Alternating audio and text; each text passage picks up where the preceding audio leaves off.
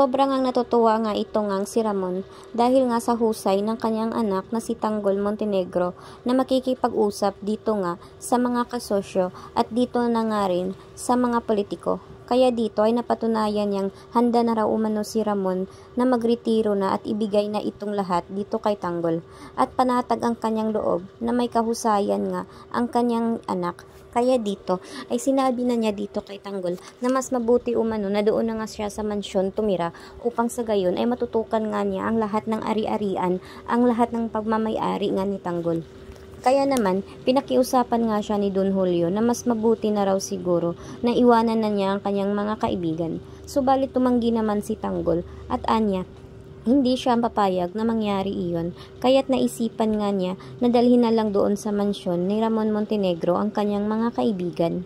Subalit ayaw nga sana ni Don Julio, subalit wala nga silang magagawa dahil na rin sa kagustuhan nga ito ni Tanggol.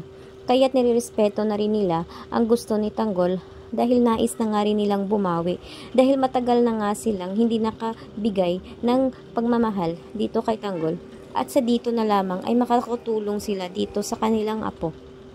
Samantala naman ay parang aligaga naman itong ang sina Rigor dahil nga ang iniisip nila ay babalikan pa sila ni Ramon.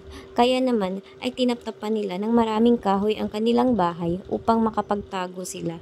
Kaya naman ay nagulat nga itong si Marites pag akyat niya sa bahay dahil nga hindi na may itsura ang kanilang bahay dahil ang dami na raw nitong nilagay na mga kahoy upang hindi sila talamaan ng bala. Kaya dahil dito ay nagulat rin itong si Rigor kung paano nga nakalabas itong si Marites dito nga sa kulungan.